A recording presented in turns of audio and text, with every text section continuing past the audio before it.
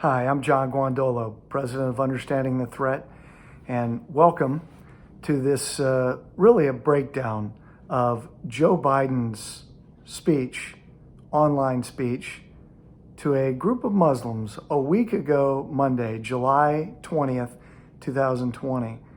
And the reason we're going to break this down, and I'm going to take the time to walk you through what he said, is because what he said matters and is important, especially how wrong he got certain things and how dangerous it is what he did. But I'm going to begin with who he was speaking to. He was speaking to a Muslim conference run by and hosted by Emgage, formerly Emerge USA, which is a Hamas Muslim Brotherhood organization. And so you have to ask, if the guy who's going to become the next president isn't aware that he's speaking to a conference run by, organized by a foreign terrorist organization, I'm not sure where to go from there. So let me just break this down for you right now. As a side note, in 2019, the Open Society, a George Soros organization, gave $1 million to Emgage. So just kind of put that on the table as a little appetizer to what we're going to be talking about here. Well, Emgage was founded by a couple of people, but the lead guy was Karam Walid. And Walid is a Muslim attorney who's a Hamas leader. He was the leader of CAIR in Florida, and was also the legal advisor to CAIR National, who is CAIR, the Council on American Islamic Relations. CAIR was created in 1994 by the U.S. Muslim Brotherhood's Palestine Committee, which is Hamas in the United States. For those of you not aware that CAIR is Hamas, go to our website, understandingthethreat.com, and right there on the homepage is a block that says CAIR is Hamas. Click it, and we have put together a list of some of the high points, evidence, and facts detailing CAIR's founding and the fact that it is, in fact, a Hamas organization. Now, besides being an attorney and representing some of the most notorious terrorists in the United States, like Sami al-Arian, the leader of Palestinian Islamic Jihad from Florida, Ahmed Omar Abu Ali, the Muslim who was arrested and is serving life sentence for plotting to kill President George Bush, among many other charges. Karam Walid, he has ties, as I just mentioned, directly to CAIR. He's worked directly to CAIR, which is a Hamas organization. Now, it's worth noting that Amin Mitha, on the founding documents for Emgage, is listed as a principal, as a treasurer. At the time it was created, Emgage was created.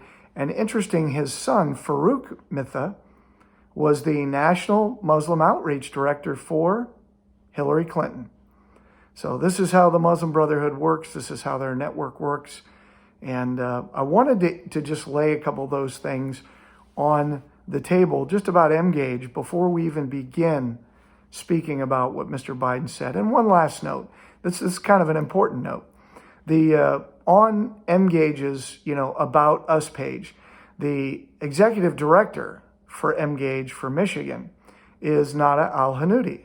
Now, you may have no idea who Nada Al-Hanoudi is, but those of us who have worked counterterrorism issues for a long time know that name, because her grandfather, Mohammed al-Hanoudi, was a senior Muslim Brotherhood Hamas leader in the United States and revered internationally. Mohammed al-Hanoudi, we have FBI documents showing that he raised over $6 million for Hamas. He's an unindicted co-conspirator and was involved with the conspirators of the 1993 World Trade Center bombing, unindicted co-conspirator in the largest terrorism financing and Hamas trial ever successfully prosecuted by the U.S. government, U.S. versus Holy Land Foundation. he was identified as a member of the U.S. Muslim Brotherhood's Palestine Committee, which is Hamas in the United States. Now, there's a lot more about Mohammed al-Hanoudi, but that might be a good start for you. Now, his son, Muthana al-Hanoudi, is a convicted felon for violating U.S. sanctions against Iraq, and the FBI identifies him as somebody working with Iraqi intelligence against the interests of the United States, among other things he's involved in. His daughter is Nada al-Hanoudi, who, besides being a ground coordinator for Rashida Tlaib, the jihadi member of Congress, well, one of the several jihadi members of Congress, and Nada al-Hanoudi is an executive director for Emgage, specifically in Michigan. So that's setting the table. Now what I'd like to do is just let Joe Biden talk, and I'm going to intermittently stop and just make a few comments. Thank Emgage and the PAC for endorsing my campaign. I can't thank you enough for all you've done so far, and that's thank you for taking the time for watching today. Look, one of the things I think is important, I wish we taught more in our schools about the Islamic faith. So 13 seconds into the video, Mr. Biden says he wishes we taught more about the Islamic faith in U.S. schools. What's interesting is he thanked Emgage for endorsing him for candidate. So Hamas, Muslim Brotherhood endorsing Joe Biden, noteworthy. But he says we need to teach the Islamic faith more in U.S. schools. And I just ask, what is it about the Islamic faith we're going to teach? For those not aware, the purpose of Islam, according to Islam, and taught to first graders, sixth graders, eighth graders, etc., in U.S. Islamic schools, the sole purpose of Islam is to apply and enforce Allah's divine law on the earth. That's called sharia. And sharia mandates warfare against all non-Muslims until sharia is the law of the land on the earth. Is that some of what he wants taught? We all come from the same root here in terms of our fundamental basic beliefs. No, we don't have the same fundamental beliefs. Our country is founded on the law of nature, and nature's God is identified in the Declaration as our ideal, and that the law applies equally to everybody. Sharia mandates that non-Muslims either convert to Islam, submit to Islam, or are killed. So is that what Mr. Biden calls equivalent? We teach in the West, love thy neighbor, and they teach, obey, submit to Sharia, or be enslaved or be killed. You know, Donald Trump has fanned the flames of hate in this country across the board through his words, his policies, his appointments, his deeds, and he continues to fan those flames. So Mr. Biden is accusing Mr. Trump of fanning the flames of hatred in America. How does speaking at a Hamas online conference bring unity to a community? Hamas, a designated foreign terrorist organization who calls for the destruction of Israel, the killing of all Jews, the obliteration of all Jews, and the establishment of a worldwide caliphate, a global Islamic state under Sharia. How's that fit into unity? Under this administration, we've seen an unconscionable rise in Islamophobia. The incidents including kids being bullied in school and hate crimes in our communities. Actually, Mr. Biden's comments about increase in all these Islamophobic crimes, he apparently hasn't looked at the statistics, because the crime statistics show that the increase in crimes against certain groups is going up in the Jewish community, not in the Muslim community. And by the way, there have been numerous examples around the country, and thank goodness some of them are being prosecuted, where Muslims have lied and staged events and made up events where they were being discriminated against, and it turned out to be a big facade. Right now, we're facing a trio of urgent crises in this nation. A public health crisis, as this pandemic is heading in the wrong direction. An economic crisis, with millions of Americans out of work and small businesses struggling to survive. And a racial justice crisis. So we have a series of crises, according to Mr. Biden, in the country. 3, the healthcare crisis with the coronavirus, the economic crisis, and a racial crisis. Well, who created those? He did, and his party did. The coronavirus, who's causing the problems? Democrat governors sending COVID patients into nursing homes, killing people, which now accounts for over 40% of the COVID deaths in the United States. But let's put that aside for a second. The economic crisis, we had the greatest economy in the history of the world during the first 3 years of Mr. Trump's administration. Broke all the records. Highest black employment, highest Latino, more millionaires, more growth, blowing it out the roof until what? Until the Democrats, with conspiracy after conspiracy, coup attempt after coup attempt to bring it down. And finally, the racial issue. So we're talking about the riots that have been perpetrated by communists, Black Lives Matter and Antifa, with direct support from Democrat leaders, governors, and mayors in Democrat-run communities, Portland, Seattle, Minneapolis, etc. So what in the world is he talking about? A long overdue national reckoning about the way our country has treated blacks, browns, Native Americans, and I know Muslim Americans feel that too, especially black Muslims. There's not one of these issues where Muslim Americans aren't essential to our success. I'll be a president who recognizes and honors your contributions. And these contributions go back, by the way, to our founding. The contributions of Muslims in America goes back to our founding? Really? Can we get some historical data on that? This must be the lie perpetrated by the U.S. Muslim Brotherhood. And of course, you all know Hamas is a part of the Muslim Brotherhood. So where in our founding? Where? Because let's look at our founding. John Adams and Thomas Jefferson, when they met with the ambassador from Tripoli to the United Kingdom, and they met him in London in 1786 and spoke to him, and they asked, why are you attacking U.S. ships and kidnapping U.S. citizens? He said it was an obligation for all Muslims to wage war on those who don't obey Allah and his commands. And the letter that Jefferson and Adam wrote to the Continental Congress remains today in the Library of Congress that relates that story. And what was the first thing, the first war America fought after the Revolution that Thomas Jefferson launched was into Tripoli. I'm a Marine, from the halls of Montezuma to the shores of Tripoli, and defeated the Muslims so we would not have to pay a quarter or a fifth of our national income to the Muslims in tribute anymore.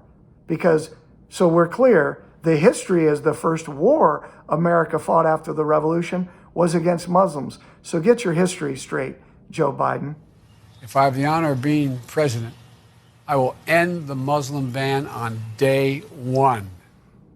So Mr. Biden says he's going to end the, quote, Muslim ban on day one. Well, actually, it's not a Muslim ban. It's a ban on all people from certain countries. And while they may be majority Muslim countries, the reason is because we can't vet them and because they're dangerous countries with no way to vet who's coming in. It's a national security issue, Mr. Biden. It has nothing to do with anti-Muslim or anti-anything. But good to know. Thank you for being clear that you were going to allow enemies of the United States from countries we can't vet in. Just open the doors. So thanks for the clarity on that. You know, I won't be writing any love letters to dictators. Well, you aren't going to write letters to dictators? Is that I think what we just heard? But you'll do a conference online for a designated terrorist organization fronting as a group called Emgage?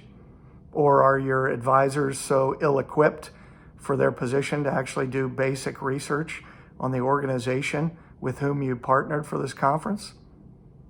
That doesn't build trust by American people in your ability to discern friend from foe, Mr. Biden. I'll continue to champion the rights of Palestinians and Israelis to have a state of their own, as I have for decades, each of them a state of their own. So you're going to work to get Israel and the Palestinians states of their own. You may not be aware, Israel already is a state. That was 1948. Maybe you missed that one. But the Palestinians, Mr. Trump offered a two-state solution. And do you know what the Palestinians said? There's only one state solution because Israel must be wiped off the face of the earth. And the Palestinians have very clearly spoken what it is they do and don't want. They don't want a two-state solution. Hadith from the Prophet Mohammed instructs, whomever among you sees a wrong, let him change it with his hand.